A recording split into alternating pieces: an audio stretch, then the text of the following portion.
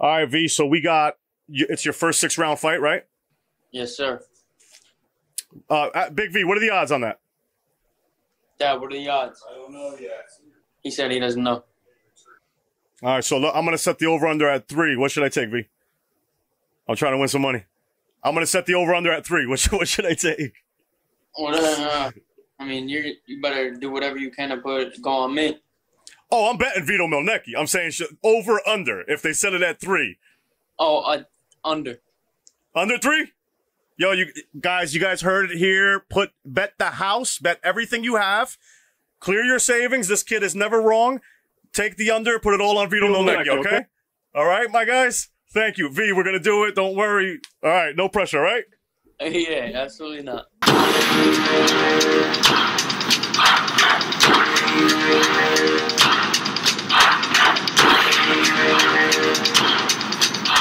Start off with that, Jim, right? But a few years later, V, you just did something that made the audio go out again. What'd you do? Okay, all right, you're good, all right. So a few years later, though, right? Like, so it started off, you watched Mosley Mayweather. You tell your dad, I would like to try boxing. You end up going to this gym. What was the gym's name again in Newark? Jamar Carter. Right. And then from there, at some point, your dad ended up, was Elite Heat already a thing, or he got involved with Elite Heat? I think there was a gym named Elite Boxing Gym. It was another gym in Newark. So we came together with another gym in Newark named Elite Boxing Gym. And I always had Heat on my trunks. So we put Elite Heat Boxing Gym. And then the gyms came together, and it was the hottest gym in Jersey. We had, like, so many kids ranked number 1 in the country, and then a lot of people's egos got big, and then everyone separated. But, I mean, the gym, it's still there, Elite Heat Boxing Gym. It's still in the same place. But, I mean, I don't train there, obviously, but I'll always, think of Elite Heat as my home. Well, because this is what I was going to say, right? So you just touched on something I was going to say. You said it was the hottest gym in Jersey at some point.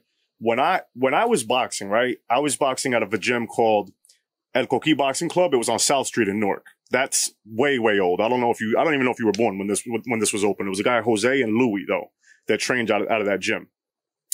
But when I was a kid, there was Red Brick Boxing Club. That was the gym, I think, in Newark. Maybe somebody's going to turn around and say, whatever. But as far as I was concerned, they had Jerson Ravello at the time, who went to Sydney, and they had mad fighters in there. So, I trained out of there a little bit. But so, and then years later, Elite Heat happened, your pop started up, and it was bigger than anything. It was bigger than Red Brick was, in terms of, like, when I was coming up, Red Brick was the gym. Elite Heat was known throughout, I think, the entire state. Maybe people in New York too that I spoke to on the boxing tip knew about it. So how did that happen? How did this little what was like a spark of interest turn into essentially a movement? Well, like, in terms of the gym, in terms of you, in terms of, like, yo, okay, it's more than just I like this. It's more than just I want to try what I saw on TV. Yeah. So basically, when I start, like, my first 2 fights, it was in a tournament in North Carolina. So I think I fought the twins that were in my weight. So I won the tournament, and then I went to, like, my first 10 fights. I was 10-0, and then I lost 2 fights in a row. I went to, like, I think I was 10-2, and then I went on like a 20 or 30, like a 20 fight, like, win streak. I went to, like, 30-2 or something like that. But all my fights were, like, in Philly, Baltimore, with Tank in them. So, like, I was fighting kids that were obviously good. Like, I wasn't fighting any, like, scrubs kids that they were doing. Wow. So, but then as I started winning tournaments is when I really realized that, like, I could maybe do, like, that I had a really, like, love for it. Go ahead. And then I won, like, the Junior Golden Glove Nationals, like, three years in a row. Then I placed second 1 year and then won it again for the 4th time. So all my other tournaments, the Silver Gloves, ringside, the I was on the U.S. Junior team. Like, I just won a lot of tournaments, but that was towards the end of my amateur career. But, like, when I was, like, 13 or, like, 12 or 13 is when, I really wanted to, like, go pro with it. I've seen you mention on your timeline, maybe even in your story a few times, like, people doubting you, something to that effect. Like, people doubt, and we're gonna see what it is. This is before even the Steve Kim back and forth. I've seen these kinds of things. You were a 4-time national champ as an amateur. You had Olympic aspirations. But I would imagine that's coming from somewhere, and maybe that there's something behind the scenes I don't know about. I don't even want to know what it is. But do you feel like that? You feel like some people doubt you? Oh, absolutely. Just like growing up, I know people close to me that would be in my face telling me, "Oh, you're gonna be great," or whatever. You can hear me? Yeah. That you're gonna be great or whatever, and then I'd hear them 2 days later talking about me behind my. Oh, he's a slouch. He's not all this. He's not all that. Just people like that are gonna doubt. You're gonna have more doubters than you will have supporters. So, who were these? These guys were where? From Jersey? Just people maybe in my school. It could have been people. I went to a doctor's office for my a few fights back for a physical. Yeah. And the lady was asking me, "Oh, are you going to college?" And I said, "No, I'm a professional boxer. I'm signed with the best, the top company in the boxing industry." And she laughed. And just things like that. She laughed at you. Yeah, she laughed at me. So people that. Wait a minute now. What's this doctor's office? Oh, I don't want to know. I don't want to give her any even clout. You don't want. Well, no. I'm gonna need you to text me that. Send me this lady's name and number. And this is in Jersey. In Jersey, yeah. All right. She laughed, whether it was a joke laugh or whatever. But I take things like that to. Just like, all right, like you're just more motivation for me. Did you get your diploma? Oh, I got the diploma. Yes, I got the diploma. Okay, so you think that's a coincidence that I said that you were going to get it, and then all of a sudden it showed up? Well, they told us that we were going to get it 2 days later. It came in 3 or 4 days later. So. Nah. Well, I think they said 7 days, and I think I cut that in half. Oh, because I went to talk to the guy over there. I straightened that out for you, right? And this lady, don't worry about this doctor lady either. We're gonna handle that. Saying just people, you're gonna have more doubters than you are supporters. So, it just comes with the territory of wanting to be great.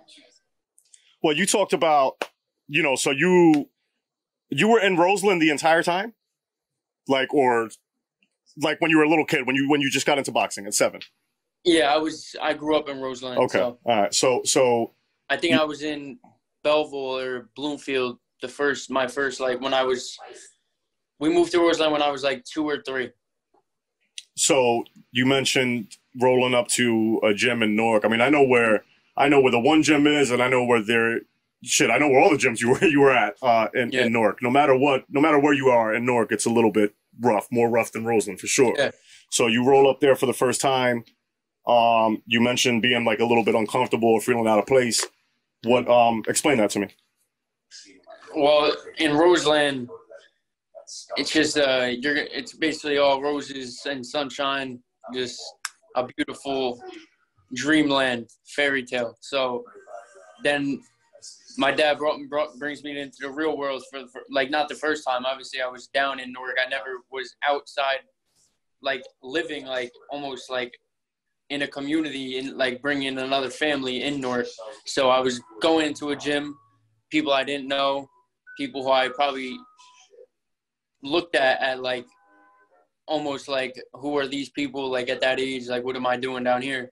Right. So it was just different to me. And growing up, they became my second family. So.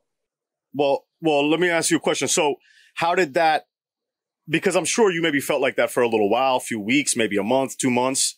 When did that start to change? Yeah, I'd say maybe 2 or 3 weeks. And then I started getting comfortable. I started having friends that are probably that I could text right now, to this day. So just once I met people, they brought me in as like an older, like one of my older brothers, like almost like I'm their younger brother. But yeah, just like I said, just they were brought me in as family. When do you like what moment do you remember when maybe you earned their respect, you know, in the gym to where they saw you, you know, they saw you gut it out, or they saw the dog in you and they said, yo, this little guy can rock? I think it was actually with Shakur's, when I sparred Shakur's younger brothers or whatever. So I went in with one of Shakur's younger brothers that was my age at the time. Like, we were at the same age at the time. And I think I got the best of him. And then another Shakur's younger brother that was older than me, I'll never forget this. It was hilarious. He ran across the ring and hit me with a knee. And where? In Jamar Carter. No, and where in your body with the knee? Oh, he hit me right in the head with a knee. Like, no way. Yeah. Oh, it was hilarious. It was great. He landed it? He landed it. Hell yeah. How did he do that? What happened? Explain this to me. No, so the bell rung. I turned around from getting water. He just ran across the ring, hit me with it. Oh, it was a sneak. It was a sneak attack. Yeah, and then we just started brawling, and then it was just moments like that. We just brought it, like, came together as family. That's dope. That's dope, man. So you, at that point, you know, you earn the respect of your peers, and Elite Heat starts to become a thing. It starts to become a movement. You start to take off in the AMs, and then Shakur makes it on an Olympian level, national level, right? So when you see that coming from where you came from, knowing that you were trained by Shakur's grandfather for a little while, right? As I understand it, like, what did that, what kind of hope did that give you for your chances? Yeah, well, I mean, the national tournaments growing up, me and Shakur were winning them together, but obviously seeing him make it to the Olympics, winning a silver medal, and obviously, like, knowing, like, we came up together, like, in the amateurs, it was cool, and it showed that, like, it's, like, people don't think, like, it's like a select few that can make it, obviously, but if the hard work is put in, like, I've seen him put in the hard work, I've seen him dedicate himself every day in the gym, day in and day out, and it shows that it pays off. So, I mean, it just shows you that if you put in the work and you just dedicate your life and make this, like, you eat, sleep, and shit this, like, every day, that you can make it. You were watching Corrales and Castillo last night, you said, right? Yeah, or today? The first fight. So you imagine you're going to be in a fight like that at some point in your career? I mean, I'm not talking about a classic, but I'm talking about a firefight with somebody. A dog fight on the inside. So, yeah, eventually you're going to get someone who's going to get in. You're going to have no choice but to ball down and fight. So, I mean, I'm good. Like, that's why I've learned the inside and outside. I'm getting better, like, obviously better on the inside than, obviously, I'm a boxer. But I'm ready for whenever that day comes. Well, I mean, what do you think, like, because I'm sure you've read, like, comments about yourself. I'm sure you've, you know, ran through YouTube videos and just happened to see them. What do you think that people don't know about you? They haven't yet got to see about your game that maybe they might be shocked. Like, the dog part, like, the dog side of me. Like, they see me as, like, right now, just, like, I could box. Just, you see now Steve Kim, just some pop and has some mediocre boxing skills. But, yeah, but though it'll come out just eventually once I get in that kind of fight, and it needs to happen, then it'll happen. But until then, I'll fight my fight how I want to fight it when I want to fight it. Let's talk about Steve Kim. All right. Let's see it. So he ranked, what was it? It was Anders. It was Xander. He called you what? He called me today. He asked me a few questions. What do you want to ask you?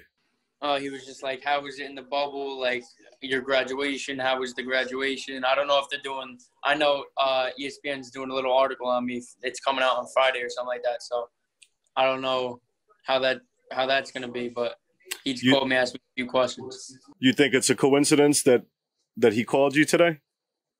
Oh, I think for sure it is. You think it is? Yeah. So I seen him coming at you sideways on Twitter. I see you jump in there. You know, I'm not going to stand for that. You know what I'm saying? So let's just say it's not a coincidence. That's why he called you today. I had to reach out. You know what I mean? Let him know that we're not allowing that to happen. But what's the deal, man? What struck you the more? I didn't even see what exactly it was that he said. What did he say?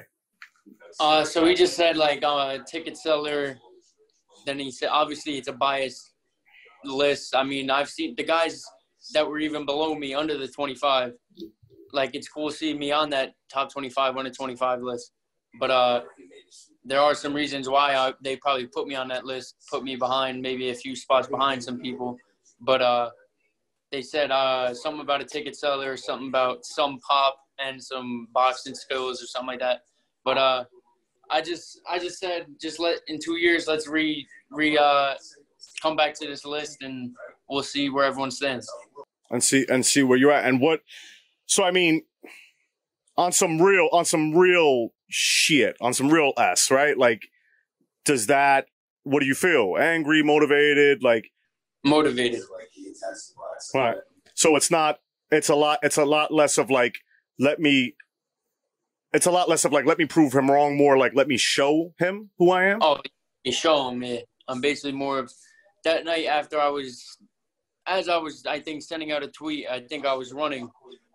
It just motivates me so much just to show everyone what I'm capable of.